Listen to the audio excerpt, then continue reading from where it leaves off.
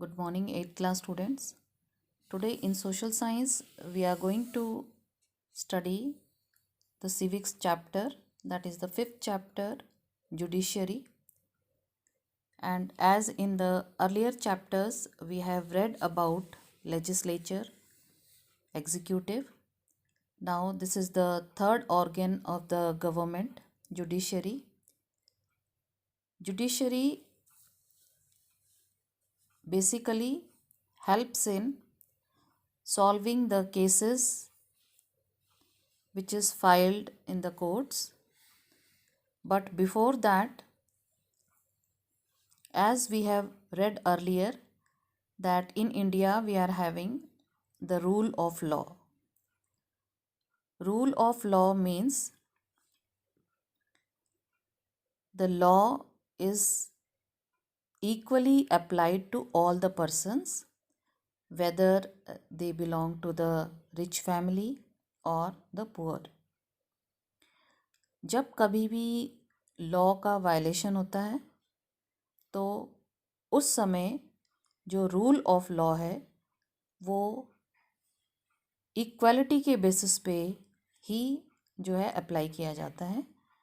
और ये जो पावर जो दिया गया है that is given to the judiciary, ठीक है, जो कि अपने जुडिशरी जो है अपने जो उनके कोर्ट्स हैं, डिफरेंट जो कोर्ट्स हैं उनके, हाई कोर्ट हैं, सुप्रीम कोर्ट है, district and the panchayat is also there, उनकी मदद से वो इस टाइप के जो केसेस होते हैं जो कोई वायलेशन करते हैं लॉ का, उसको सॉल्व करने में मदद करते हैं।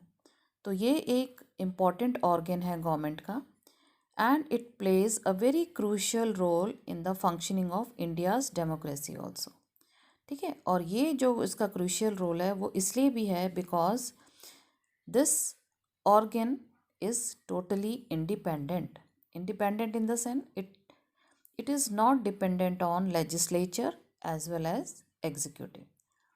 तो इसीलिए ये इंडिपेंडेंट है, इसीलिए ये अपने जो डिसीजंस होते हैं वो बिना किसी प्रेशर के देते हैं। और यही रीज़न है कि हमारी कंट्री में जो डेमोक्रेसी है वो प्रॉपरली फंक्शन कर रही है। Now come to the another question that what is the role of judiciary. Judiciary का बेसिकली रोल क्या है, ठीक है। एक हमने आपको बताया कि ये इसका मेन काम क्या है, to give decisions on a very large number of issues. बहुत सारे इश्यूज़ हैं उनके ऊपर जब कभी भी डिसीज़न देना होता है तो it is given by the judiciary. Basically इसके 3 मेन पॉइंट्स हैं। The first point is dispute resolutions. यहाँ पे है कि मेन जो फंक्शन है जुडिशरी का वो क्या है कि जो लोगों के बीच में जो डिस्प्यूट्स हो जाते हैं बिटवीन सिटीजन्स, उनको सॉल्व करना।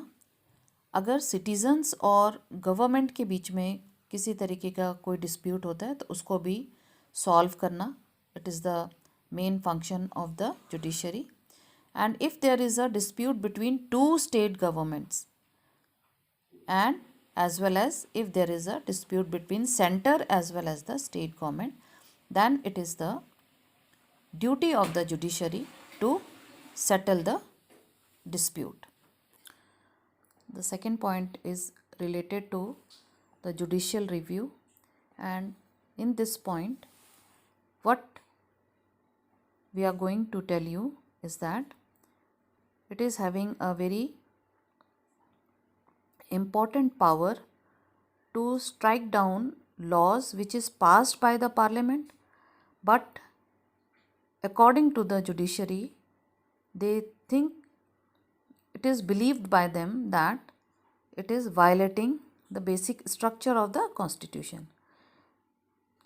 जुडिशरी को या जो हमारे कोर्ट्स हैं, जजेस हैं, उन लोग को ऐसा लगता है कि कभी कभी जो पार्लियामेंट कुछ ऐसे लॉ बना देते हैं जो बेसिकली क्या कर रहे हैं, कॉन्स्टिट्यूशन का जो बेसिक स्ट्रक्चर है उसको वायलेट कर रहे हैं। तो इसलिए इस तरीके के कानून को दोबारा से रिव्यू करने की ज़रूरत पड़ती है and this work is done by the judiciary. The another point is upholding the law and enforcing fundamental rights. जो हमारे citizens हैं, we all citizens, we can approach directly to the Supreme Court or the High Court. कब हम जा सकते हैं directly? When we believe that our fundamental rights have been violated. हमारे जो fundamental rights हैं उनका क्या हुआ है, violation हुआ है. तो directly we can go to the Supreme Court as well as we can go to the High Court. Student, this is the picture of Supreme Court, and this court is established on 26 January 1950. Now one of the important question is, what is an independent judiciary? Independent judiciary क्या है? Independent judiciary means कि जो हमारी judiciary है, it is not under the influence of legislature as well as the executive. ना ही कोई minister या हमारे prime minister और president, no one can force judiciary to give decisions according to them. Independent है, किसी के ऊपर ये कोई भी जने जो है इसको प्रेशराइज होकर के अपना जो जजमेंट है इनके ऊपर नहीं थोप सकते. They are totally independent, they are free, and according to them whatever they find that it is correct, they use to give the decisions on that basis. So in this way कुछ powerful लोग जो हैं अपने power की मदद से या with their wealth they can not influence judiciary. वो उसको जुडिशरी को इन्फ्लुएंस नहीं कर सकते. ठीक है. Now come to the that what is the structure of courts in India. India में जो कोर्ट्स हैं उसका क्या स्ट्रक्चर है. तो बेसिकली हम कह सकते हैं कि on the top most we are having supreme court, below that we are having high courts. High courts जो हैं बेसिकली हमारे स्टेट्स में हैं. Most of the states we are having the high courts. Then come the district court. District court हमारे district level में है. And then panchayat in the village levels. Now students, currently we are having nearly 24 high courts in India. 24 high courts हैं हमारे country में. And उनमें से पंजाब और हरियाणा जो हैं they are having a common high court जो कि कहाँ पे है, चंडीगढ़ में है. The same way some of the eastern states like Assam, Nagaland, Mizoram and Arunachal Pradesh, इनकी भी 4 स्टेट्स की कॉमन हाई कोर्ट है जो कि है गुवाहाटी में. The same way Andhra Pradesh and Telangana have a high court at Hyderabad. Now come to one of the important topic, that is what are the different branches of the legal system. Legal system के branches क्या हैं. Basically इसमें जो आपके जो question आता है important question, that you have to distinguish between a criminal law and a civil law. जो हमारे यहाँ पे branches of legal system है इसमें 2 तरीके के हैं आपके. एक criminal law है, एक civil law है. criminal law में जो है जो कोर्ट है it deals with the conduct और एक्ट्स इन विच जो मेन उन जो कंडक्ट है या जो एक्ट ऑफ द पर्सन है वो क्या है, रिलेटेड टू थेफ्ट, अगर उसने चोरी की है, harassing a women to bring more dowry, women को तंग करना ज़्यादा दहेज के लिए, एंड द मर्डर. इस टाइप के केसेस जो होता है it use to deal with the criminal law and it usually begins with lodging of an FIR इसके लिए लॉन्च किया जाता है. उसके बाद जो है केस जो है वो शुरू होता है.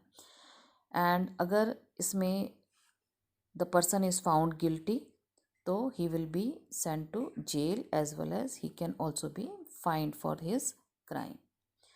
जो हमारा सिविल लॉ है उसमें क्या है, it deals with the harm और इंजरी, किसी को नुकसान पहुंचाना या किसी को इंजर्ड करना. और बेसिकली डिस्प्यूट्स होते हैं which is related to the sale of land और purchase of goods, rent matters या डाइवोर्स केसेस. इस तरीके के होते हैं जिसमें कि आप इसमें कि लोग जो हैं या तो किसी को हार्म करते हैं या they use to injure that people. तो इसमें भी क्या होता है, पिटिशन जो होती है वो फाइल की जाती है बिफोर द रेलिवेंट कोर्ट, जो भी उससे रिलेटेड कोर्ट्स होते हैं वहाँ पे. अगर रेंट का मैटर है तो लैंडलॉर्ड और जो टेनेंट होते हैं उन दोनों के बीच में जो केस फाइल होता है। और कोर्ट जो है वो एक स्पेसिफिक रिलीफ बोलती है उन लोग को देने के लिए। तो इस तरीके से the case can be solved, इसमें ज़्यादा परेशानी वगैरह नहीं होती। ठीक है। Now does everyone have access to the courts? क्या सारे जने जो हैं वो कोर्ट्स में इजीली जो है अपना केस वगैरह फाइल कर सकते हैं कि नहीं? तो इसमें क्या है कि अगर कोर्ट में बेसिकली वो लोग जो हैं डायरेक्टली चले जाते हैं whose fundamental rights are violated, for their protection of the fundamental rights, court used to take a the court used to have a very great role. ठीक है। तो whenever the citizen believes that their rights are violated, they can directly approach to the court for the justice.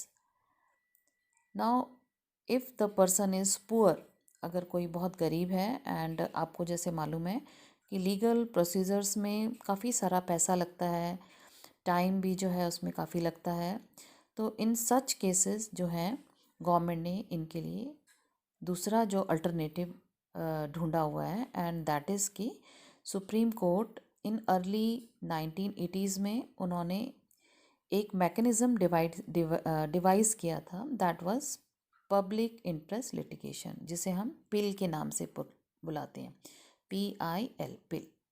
ठीक है। इसके according के हिसाब से क्या है कि कोई दूसरा पर्सन जो है, कोई भी इंडिविजुअल या कोई भी ऑर्गेनाइजेशन जो है, जो पर्सन गरीब है उसके बिहाफ पे they can file the case. ठीक है। तो दूसरे पर्सन के लिए ये ऑर्गेनाइजेशन या कोई रिच पर्सन जो है उस गरीब के बिहाफ पे केस को फाइल कर सकता है, और उसके बेसिस पे the poor person can get the decisions. तो इस तरीके से हम सिंपल एक लेटर या टेलीग्राम के थ्रू भी सुप्रीम कोर्ट में जो पिल है, पब्लिक इंटरेस्ट लिटिगेशन, उसको फाइल कर सकते हैं। PIL जो है वो even it can be file in the high court also, in both the court, supreme as well as in high court, it can be filed. आपको मालूम है जो मिड डे मील जो है गवर्नमेंट स्कूल्स में स्टूडेंट्स को mid day meal provide किया जाता है, वो भी कैसे रेगुलेट हुआ? That was also because of a पिल। ठीक है। तो पब्लिक इंटरेस्ट लिटिगेशन के बेसिस पे ही जो मिड डे मील है उसको रेगुलेट किया गया। So students, in this way you can write the notes of this chapter which I have given you through PDF, and also prepare the same chapter as well as the fourth chapter for your next revision test. Thank you.